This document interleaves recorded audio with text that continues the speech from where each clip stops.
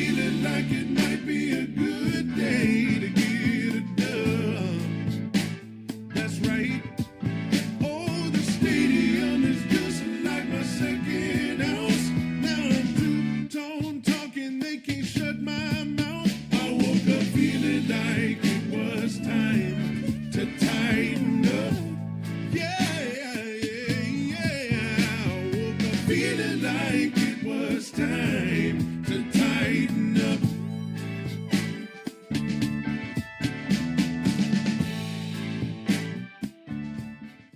Hello, everybody, and welcome. Good morning to you all. Welcome to this Wednesday morning edition of the We Want Houston podcast. I am your host, Clayton Anderson, who also covers the Houston Texans for the Fansided Network's Toro Times outlet.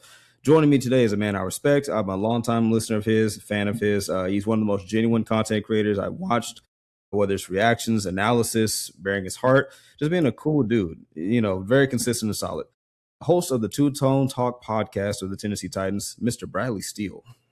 Man, I appreciate it. I appreciate you having me on, and that I must be doing something right if a Texans fan would say those things about me. So I appreciate that very much. No, absolutely, man. Listen, again, I've told him off stream. I'm telling you guys now, I'm a fan of his. I'm a fan of anyone who's just uniquely themselves. They're sports fans, and yeah, man, he's just a swell guy. But he also shares a trait that I admire from my childhood. I didn't tell him what I was going to grab from his page. But I will show him now. Yeah. So, sir, yeah. So, as a longtime wrestling fan myself, meaning WWF, WWE, heck, sprinkles of WCW, TNA, all those things, this warmed my heart when I saw this. So, the legendary Mick Foley, right? Like, again, for those who don't know, he also does some wrestling content, right? So, just break it down, man. Give us your background in that, like how you're a wrestling nut, and just how did it feel meeting Mick Foley?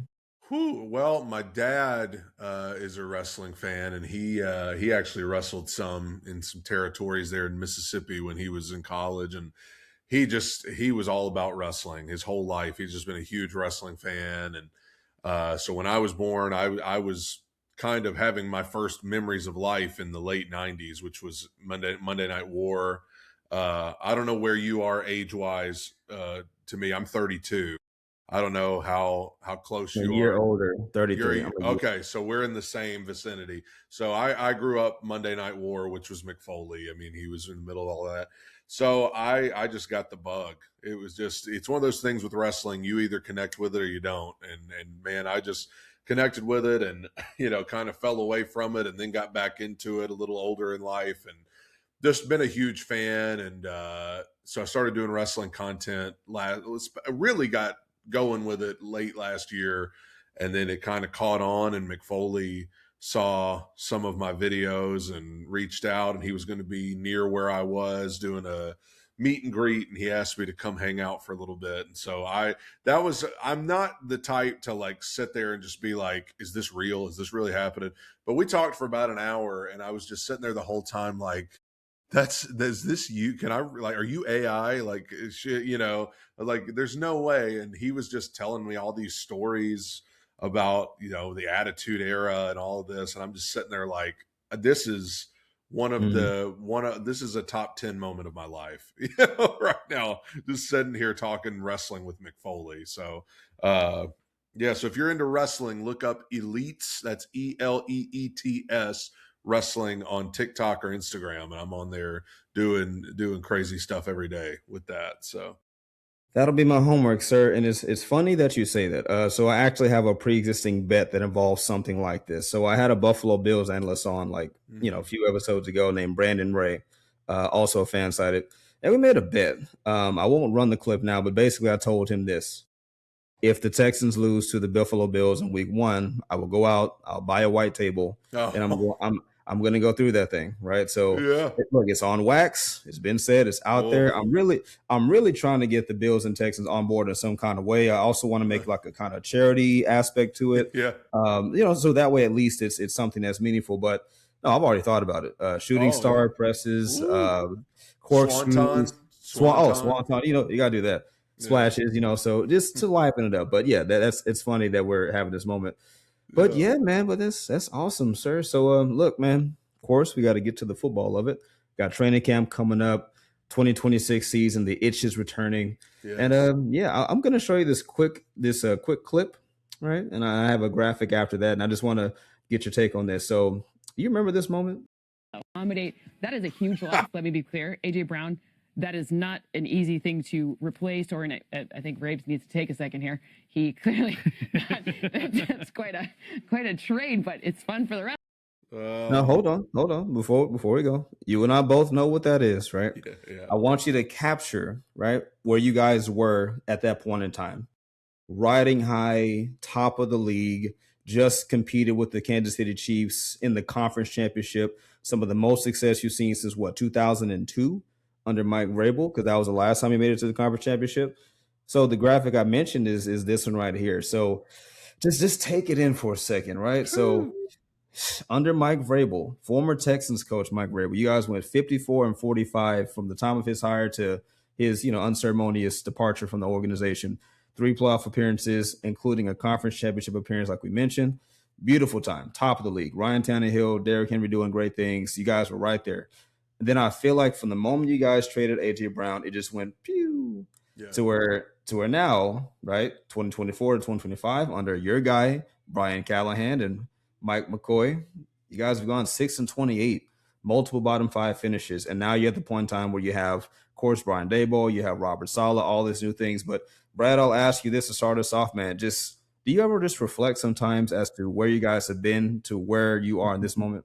Well, it's tough because they say NFL stands for not for long. If you hit a time where you're, unless you're like the Patriots it seems like those certain teams are always in the mix. The Packers, they're always there. But, usually when you get good, it lasts for a short time, and then you got to make sure you've got guys to make sure it stays good. And the Titans just shot themselves in the foot that moment you showed. AJ Brown, I always say that was the beginning of the end. That was the beginning of the snowball starting to roll downhill. You could argue, they had already been drafting terribly before that. I don't know if you remember some of these names, but Isaiah Wilson was a guy they drafted in the first round in 2020. One of the worst draft picks I've ever seen. I don't think he ever played a snap. I don't want to bore you with the details, but they had years of just awful picks. Not just in the first round, but there's nobody left on the team from the 2020 through 2022 draft. They're all gone now. So that ought to tell you those were pretty bad. And the 2023 draft is down to like 2, I think. Mm-hmm. And one of those is Will Levis, so he's pretty much one. So they had already been drafting terribly, and then they trade AJ Brown. You can't do that. He's the best receiver you've ever had, I think, at least in the time you've been the Tennessee Titans. He's the best receiver you've had. And you were fortunate enough to draft him. You drafted him, and you traded him before his rookie contract was even up. That's complete buffoonery. And everybody that was associated with it's been fired. He's like, of course they have. And the Titans just have gone downhill ever since. And at some point you got to stop the bleeding, and hopefully the new GM, new head coach can stop the bleeding. I think Brian Callahan was one of the worst coaches I've ever seen. Sure, he's a good guy, and I'm sure there's a place for him on a staff somewhere, but he was in over his head from the moment he walked in the building. He was not cut out to be a head coach from the word go, and it became obvious very quick. I've never seen a coach struggle with just basic in-game decision-making like Brian Callahan. He just looked stressed out. He looked like he was about to cry all the time. I think it was Pat McAfee would kind of make jokes about the fact, like, this guy's not having fun. This guy is not having a good time. So yeah, it is very sobering to think that 5 years ago we're number 1 seed and everything's looking great and we're right there, and now in just a short period you're back to the slums of the NFL. But hopefully this new crew with Cam Ward especially can kind of turn things around, because it's been a bad couple of years, really bad. Yeah, and this goes back into my fandom of yours, because I have not, commented too much on your stuff, but I've been watching. I've been one of those lurkers. And I've From been, the shadows. Again, oh, absolutely, yes. But it's different for you because I actually admire what you do. Like I said, I'm an actual fan of yours. I don't tune into you to drink the tears of yours. I Now, appreciate it. if you're a Cowboys guy, sure. I'm there with my Oh cup. yeah. If Oh, you yeah. were some Colts guys, sure, I'm drinking it up. There are certain teams where I'm like, oh, when it happens, I'm, it's dinner time. Same. But with you, it's like, okay, I'm listening because again, I hear fan, I hear pain, I hear hurt. Like there have been times you're just sitting in your car, just going. You're in your house, going. Like, and look, and to those who think he's wishy washy, or like, no, consistently, I can vouch he has consistently been on the, not necessarily anti Callahan train, but the moment it was kind of determined that yeah, Callahan's not the guy, you rolled that. That was pretty much it every single time, and it was just even to the point where it was surprising when he got released because if I remember correctly, you didn't think it was going to happen or not in the way that it did, like in that time frame. Yeah, I thought they would wait till the end of the season. Yeah, I remember that. So yep, that was pretty much what you guys were going through, and he's gone, and now you have Robert Saleh, which brings us to our next question. So you mentioned Cam Ward. Excuse me. My next question was going to be taking, I guess, the better stretch of football that Cam Ward displayed in the latter half of last year. Combine that with bringing in Robert Saleh, his defensive mastery, and Brian Daboll, who's been credited with helping to, unlock Daniel Jones and help out with Josh Allen before him. What was your confidence level / what is your confidence level with kind of, the a launching pad, if you will, going into 2026? Are you excited? Are you optimistic? Or are you kind of, is there some hesitancy there? I'm optimistic. I think that for Robert Saleh, you talk about consistency. Obviously he was coach of the Jets for a period of time. It did not go well, but when does it ever go well with the Jets? When does it ever go well with them? And I've said for the last little bit, I think he deserves another shot as a head coach, whether it was with us or somebody else. I think he was one of those guys that I think deserves another shot. I think he's proven to be a great defensive mind. I think that he's got that kind of, dare I say, Vrabel way about him where he can get buy-in from players. And so when the Titans were looking for a new head coach, I always said Saleh was a top 5 option for me because I think he deserves another shot. I think he's a good coach. So now, there is the uncertainty of, okay, he's failed once as a head coach. Can he get it back together? And can he get the Titans going? But I like Robert Saleh. I like his aura, I guess you would say, as the kids are saying today. I like kind of that leader of men quality that he has. I like that they got Brian Daboll as the OC. Brian Daboll as a head coach, I'm not sure. Like if we had gotten him as a head coach, I'd be a little more iffy. But as an OC, I think that he can be good for Cam. And then for Cam, I'm a big believer in him. I think that there are certain things that he did last year that, there's certain throws he made that were like, whoa. I think about against Houston the second time late in the game, 3rd and 18 or something. And I think it was Daniil Hunter. He had just bearing down on him and he hit him in the chest plate. Yeah. I remember that play. throws a dot deep to a tight end to set up a touchdown to tie the game. Like that's impressive stuff on a guy that at that time was out there with practice squad receivers, literally, and with, rookies and late round rookies. I thought he was not in a good position. And a lot of times when a guy is drafted that high in the draft, he's going to a bad team. And there are going to be issues with that. His head coach got fired in week 6. Like that's not an ideal position for a rookie quarterback to be in. Not a great offensive line. I don't think it's going to be great again this year. Personally, I hope I'm wrong. But I think that he showed enough that I'm excited about him. I think that he could really bring something special to the table. I'm excited about Carnell Tate, who was their first round pick this year.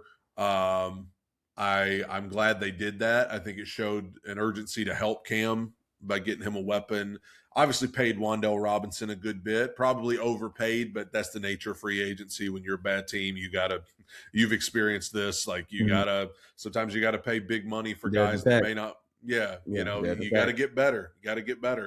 And so I'm optimistic. I like Mike Morganzi, our GM, that's still new. I feel like he's still new. He's only had 2 off seasons.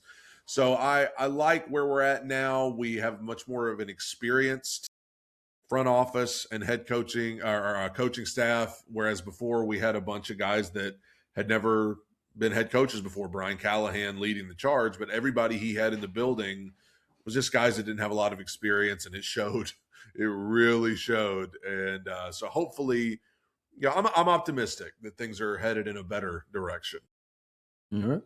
Well said. So you perfectly segued to our next question here. So Mike Patton, host of the Touring the AFC South podcast, cool guy. I don't know if you guys have collaborated before or not. We have not.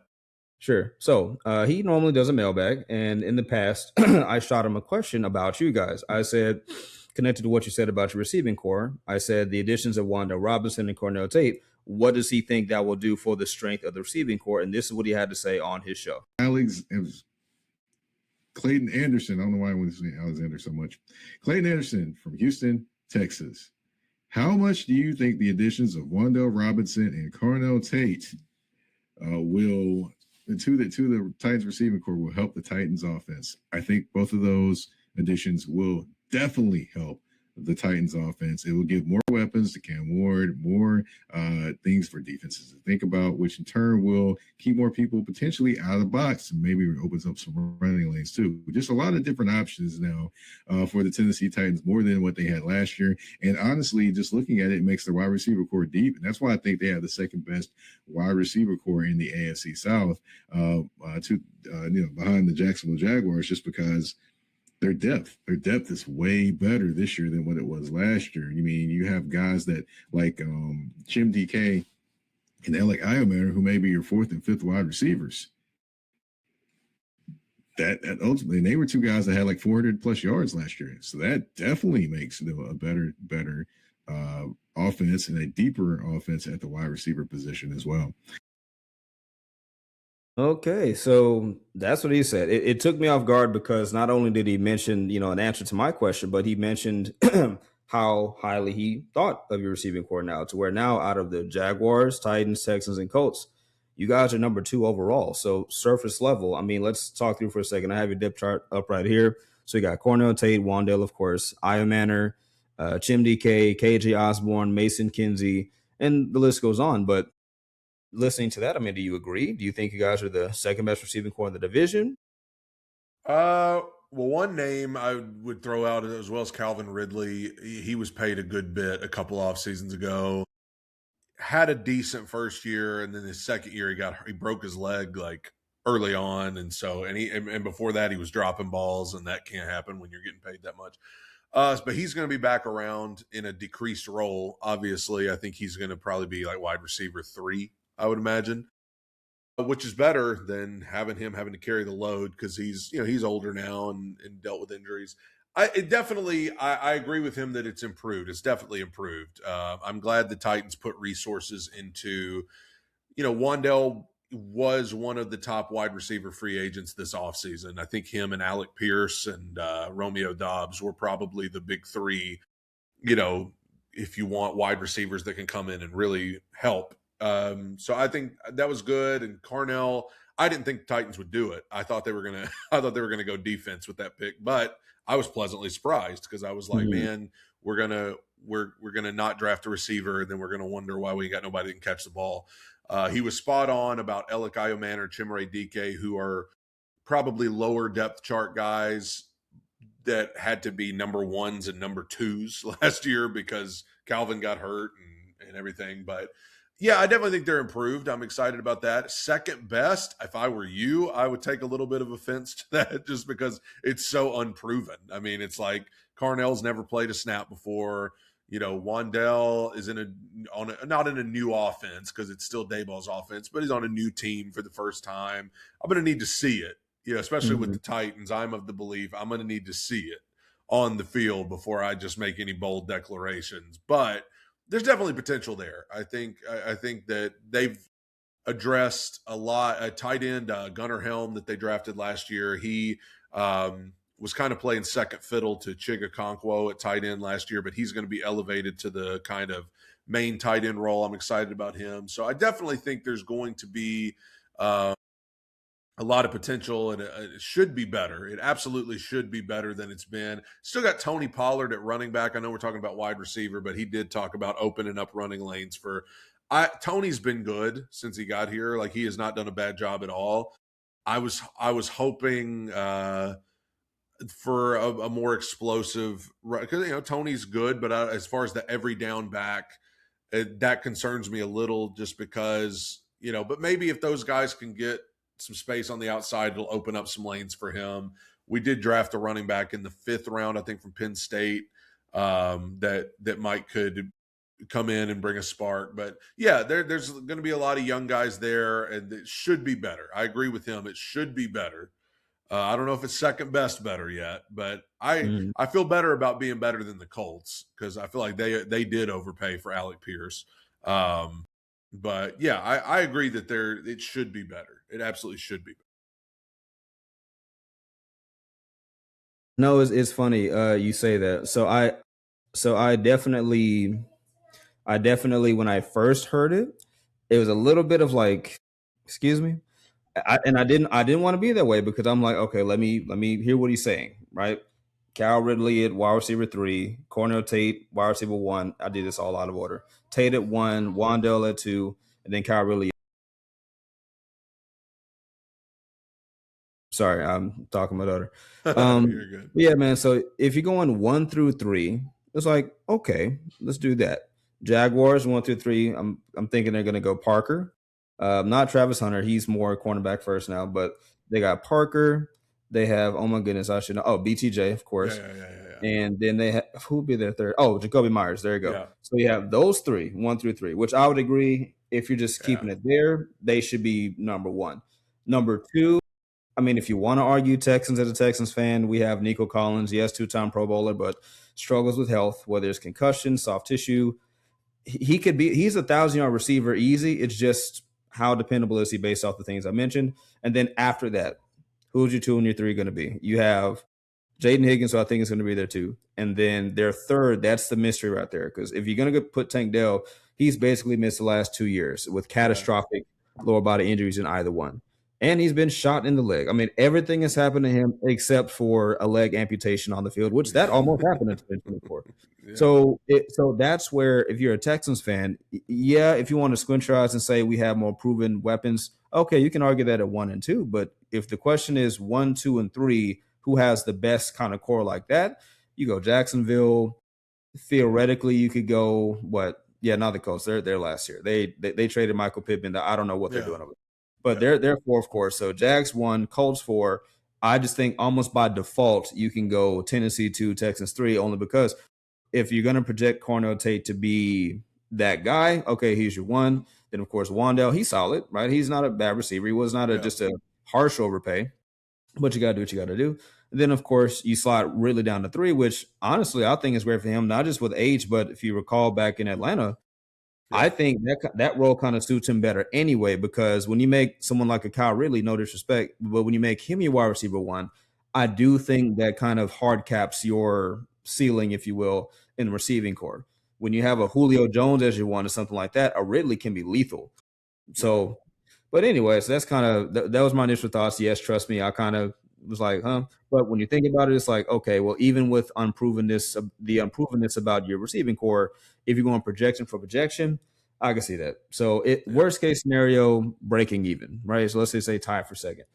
But that's we can say with that for now, unless you had anything else to add on that one. No, I mean I agree. I just, for me, with the Titans receiving core, it always seems to not work out for some reason. So I'm always going to be hesitant to be like, oh, we're ready to go, because it's like every time you say that, but I do agree about Calvin. I think with him being older, having more injuries, maybe being in a decreased role will allow him to not be on the field as much, to where he's not at risk of getting injured as much. And like you said, the best he's ever been in his NFL career was when he had Julio, and other guys on the field that could take attention away from him. And he was kind of compare it to like a Devontae Smith in Philly, where when you had, which they're not going to have AJ anymore, but when you have AJ, that really opens up a guy like Devontae Smith to put up bigger numbers because they're all concentrated on AJ and Saquon too. That helps, but yeah, I think there's potential there, and I am excited to see what Cam can do. Hopefully the offensive line can keep him upright long enough to find some of these guys to throw the ball to him. But yeah, I'm excited about it. Sure. So on that note of potential positivity, let's switch gears for a second. So this is a Texans-based podcast after all. So, sir, all things being considered, Texans, Titans, we're going to do it all over again, right? So what would you say the Texans should be most concerned with regarding this Titans team? Take the negatives out. If you had to pick any way that the Titans could overcome the Texans or just be a threat, what would you say? I'll say two things. I do think there's potential for Cam Ward if he can get the right coaching and the right weapons around him. I think Cam Ward could be something really special. There were some, I know people throw this around, but I really do. If you go back and watch some of the plays Cam made in his rookie year, I think that some of it was kind of Mahomes-ish, Josh Allen, kind of that just unscripted, rolling out to the right, throwing back across your body. You're not supposed to be able to do that, but he does it regularly. And so if he can really get his footwork, his mechanics that affected some of his accuracy, if he can get that under control with better coaching and stuff, I do think he could be scary for not just the Texans, but for everybody if he can lock in on what he does best. The safe bet, though, would probably be the defensive line. I think Jeffrey Simmons, obviously, everybody knows he is. I think it was against Houston the first time where he had that play where he sacked C.J. Stroud like within that Troy Polamalu sack where it was like the fastest sack in over a decade. I think it was something crazy like that where it was like hut sack. Yeah.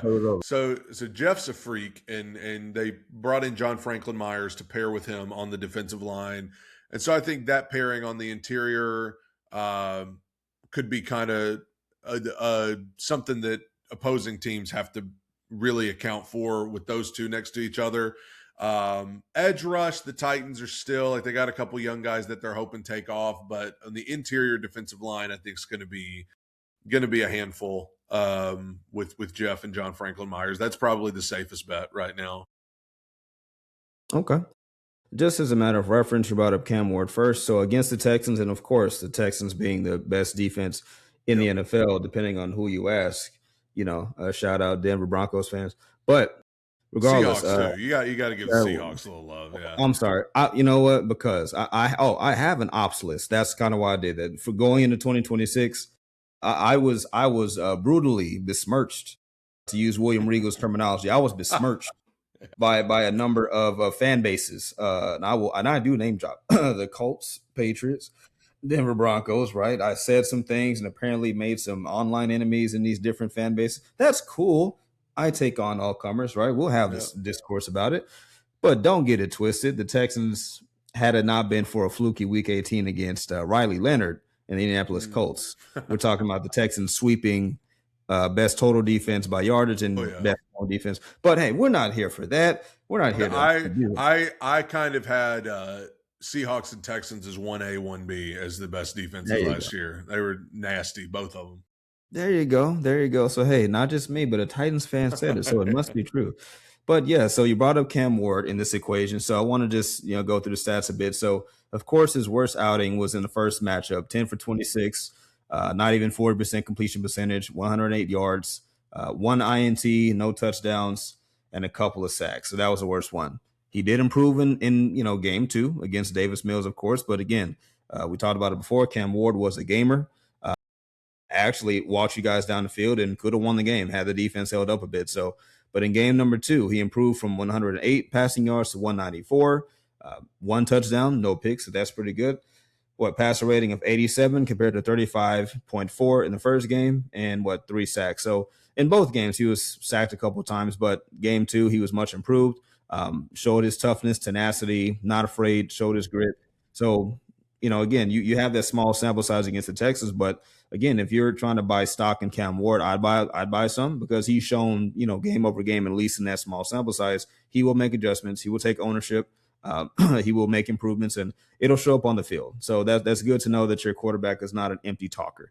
And it was funny because again, being the lurker that I am, looking at some of you guys' press conferences and looking at Cam Ward, It was the famous sound bite. What was it? Not gonna lie, we trash or whatever. Yeah. How he said Yeah. it. Yeah. We're terrible. So again, that's your quarterback saying it. And I'm a big admirer of anybody who's willing to stand up at the podium and not just act like everything is fine and hunky dory. Don't get me wrong, Brad. I'm not saying go up and disrespect guys and throw people under the bus, but going up there and just telling the truth about what we all see, right? We just say that. Don't spit in my face and tell me it's raining. Don't give me the cheerleader rah-rah. Go up there and just talk facts and take ownership, from the GM to the coach to the owner to the quarterback. And if your quarterback is doing that and he's looking at himself and saying, I got to get better and we need to be better, then hey, I can rock with that. So I just want to shout out Cam Ward for that. All right, last thing. And again, thank you, sir. We're making really good time, man. So, but last thing with you, man, we'll get you up out of here. So just give me your take. So what do you think the Titans are going to do in 2026? Are you guys going to improve to 6 wins, 7 wins? You know, going to do the same thing? Excuse me. How do things look for the Titans in 2026? I think there should be improvement. I think that one thing that doesn't get taken into account, the Titans' schedule was brutal last year with a not very talented roster, obviously a lame duck head coach, rookie quarterback. All of the best defenses in the league last year, we played them. I mean, we played y'all twice. Seahawks, I actually think Cam had one of his best games of the year against the Seahawks of all teams. The Rams, the Patriots, whatever great defenses you can think of in the NFL, we win against them, you know. And so I think the schedule, I don't want to even knock on wood, the schedule is a little lighter this year on paper. And I know we'll see, but on paper, the schedule is a little bit, not so many landmines everywhere you look on the schedule. But I also think the roster is improved. It's not, you know, it's not like a bunch of all pros. It's a young roster, but I do think, like we talked about the receiving core, that's one area I think the Titans have improved. I think their defensive line has improved. I think their DBs have improved. They signed Alontae Taylor as corner, Cordell Flott from the Giants. So I think they've improved at corner. So it should be better. I think if I were going to be optimistic, if I were going to do the optimistic version, listen, we've seen teams turn it around quick. We saw the Patriots go from 0 to hero quick. We saw the Jaguars go from a 4-win team to a 4-loss team last year. I mean, these turnarounds happen quick in the NFL. The Bears are another team I think about that just, and the Bears are a good comparison because they were in a similar spot. You know, Matt Eberflus was a terrible head coach. Caleb Williams looked lost his first year, but you get the right coach, and all of a sudden you're making a run in the playoffs. So for everybody, not just the Titans, there's always reason for optimism because it turns around quick in the NFL nowadays. I think if you're going to be realistic, if the Titans could find themselves a 6 or a 7 win team, I think that would be, you'll take it. You know, if you could win 7 games, go 7-10, and in those 10 losses, you've got a good competitive loss to the Ravens on the road. You've got a good competitive loss to Houston on the road. You've got a good competitive loss to Cincinnati on the road. Like if you know, because the Titans the last couple of years, they've just gotten destroyed. Like there's been so many games where like it's over by half, and that doesn't happen in the NFL a lot. But it's happened to the Titans a few times where it's like you're going to the second half and it feels like the thing's already over. Stuff you see in high school football, you know. So I think if you can be more competitive, win some more games, Cam looks good, that's the key. The playoffs, yes, we all hope that our team goes on a run, you know, and goes to the playoffs. But realistically, if the Titans could land around 7-10 and Cam looks good and you're competitive even in the losses, you'll walk out of this season feeling good, I think, about what you've got. About Saleh, Cam, I think you'll feel like you're headed in the right direction. The thing that worries me the most, and anybody that's listened to my podcast and my channel is going to roll their eyes because I say it every day, offensive line worries me. The Titans don't have a clear-cut answer at center or right guard right now. You know, the options they have are rookies or guys that have been backups at other places. Obviously, it's the summer, and there's still free agents you can go out there and find that might come in and provide some stability. Dan Moore is their left tackle, who they paid a lot of money because they were scraping the bottom of the barrel and they needed somebody, but he's decent at best at left tackle, especially when we're going against teams like y'all. You need better than decent at best. So the offensive line worries me, and Cam, I feel like, is going to have to do a lot of the stuff where he's rolling out to the right and throwing on the run. I mean, that's going to be what he's going to have to do, because the pocket's going to break down sometimes on him. So I'm worried about that more than anything, the offensive line. But I think if the Titans can find seven-ish wins and Cam looks good, you can feel good about where you're headed. So awesome. Again, very informative. Well said, sir. I respect it. And I thank you, by the way, for the realistic, pessimistic take. I'm sorry, not pessimistic, realistic, optimistic. You know, it's good to have layers to your analysis. But last question, we'll get you out of here. Okay. Was Jeffrey Simmons disrespected on the top 100 list? I mean, he landed at 83 overall. And I had another Titans guy on, Justin Mello, actually, SI.com. He also is a writer for Fansided for the Titans content division. He said, yeah, absolutely disrespected. He said he doesn't think there are 20 players who are better than Jeffrey Simmons. He put up double-digit sacks from the defensive tackle position. You mentioned what he did to CJ Stroud in that one clip. So I'll lob it to you, man, and finish it strong, man. Jeffrey Simmons, disrespected. Yeah, absolutely. I mean, I couldn't even believe, because they put out those lists a little bit at a time. Like they'll put out, here's the 90s, here's the 80s. 2 guys at a time, yes. Yeah, so I was thinking it'll be a week before we hear anything about Jeff. It'll be 2 weeks before we hear anything about Jeff. So I couldn't believe when I saw it was 87, I believe. 83. It was 83. Yep. I was like, this is, and the players vote on it. And I'm like, you know what? I just hope he clocks that. I hope he just puts that in his mind, because that's unbelievable. I agree. I don't think you could name 20 better. I think he is the best interior defensive lineman that the NFL has right now. Got paid a lot of money. Got paid a lot of money this offseason, and rightfully so. I think that's insane. I mean, it's absolutely bonkers. And the Titans fan in me, knowing that we're a small market team and we don't get a whole lot of talk from national media, I'm like, man, if he played for Dallas, he'd be in the top 20. Gosh, the Glaze probably would be top out 10. He'd be in the top 10 if he played for out of Dallas. control. Yeah. If he played for Green Bay, he'd be right at the forefront. So yeah, I thought it was very disrespectful. And I hope that he uses it as fuel to make him come out like a man possessed this next year, because that's insane to me. And there's so many players that are commenting online and are like, this is ridiculous. I'm like, well, y'all the ones that voted. Yeah. Like, y'all did it. What are y'all talking about?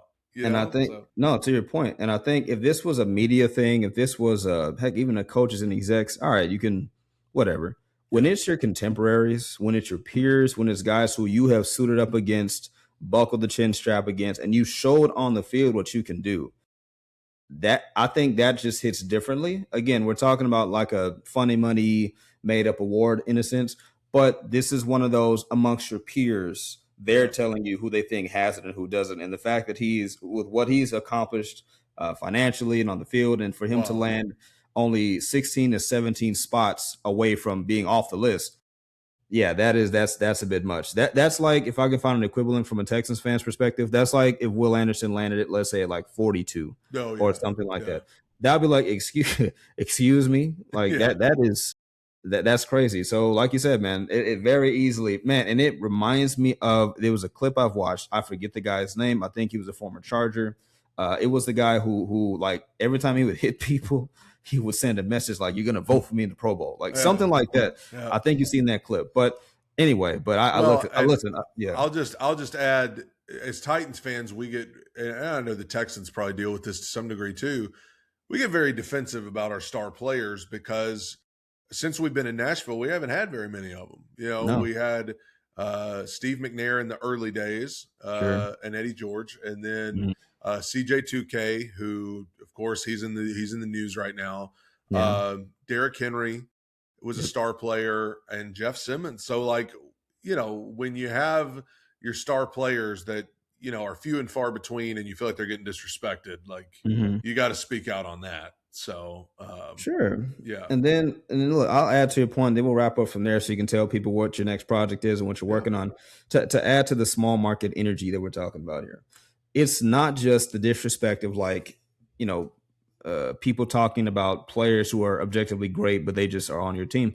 It's also that little sneaky suspicion of, and you mentioned earlier, if that same player were picked up, dropped over somewhere else, bigger market, Rams, Dallas, Philadelphia, something like that. Like, and the championing and the glazing, as the kids say, would be out of control. Yeah. Like, it's not just them attacking your guys; it's also the fact that it's this kind of anti-small market bias where it really seems like the media, and I don't blame every media member, but it's just a little bit of like, it's almost like they're trying to manufacture these things because they want guys in other places for better networking and narrative purposes.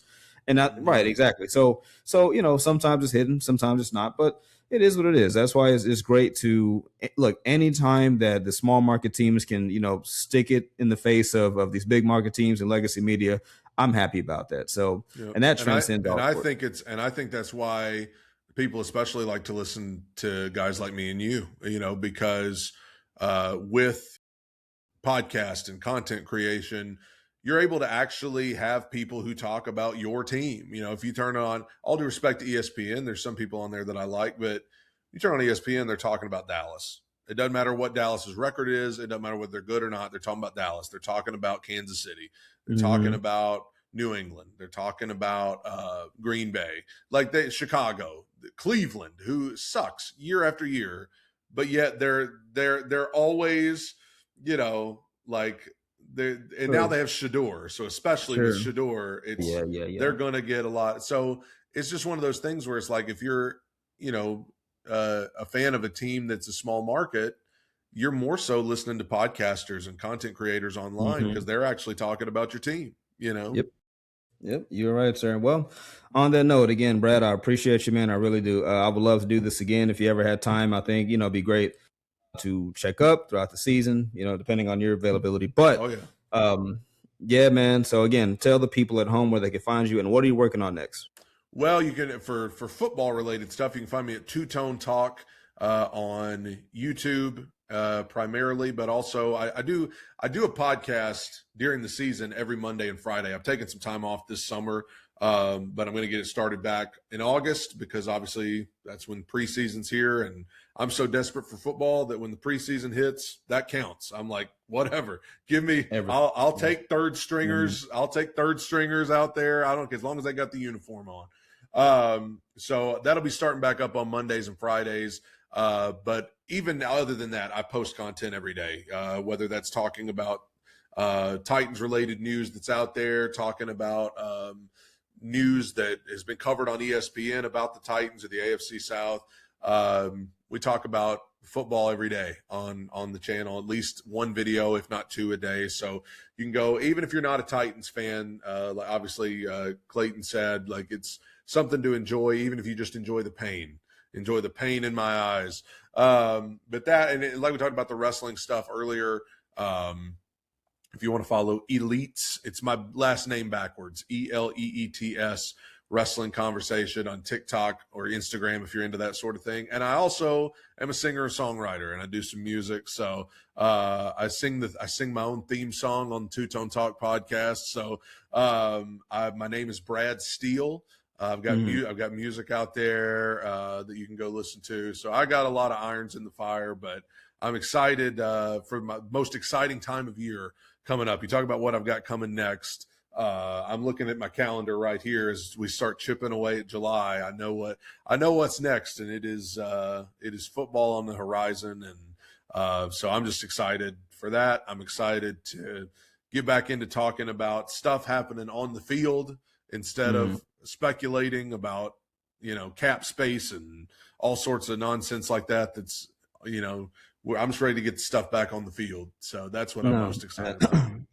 Absolutely. And on that note, I hate that I had it in my mind to download your intro. I was like, it's time to tighten up. Yeah. That is legitimately one of my favorite kind of openers that I've seen. Because I know it's you. And it's like, look, as a wrestling fan, I've always had an admiration of a lot of the wrestlers who've they have sung their own songs Yeah. like HBK. Oh, yeah. You know, right. So it's like, yeah, for that to happen, that's pretty cool. But anyway, guys, my name is Clayton. Once again, I cover the Houston Texans for the Fansided Network for Torah Times. That is Mr. Brad Steele, Mr. Two-Tone himself, actor, author, songwriter, singer, probably cook too. Probably ball boy. I don't know. There's a lot of things. I'm not a cook. Right. But, you know, this has been We Want Houston. Thank you so much for dropping by, and we will see you soon. Go AFC South, go Texans, and again, hopefully the Titans have less of a painful 2026.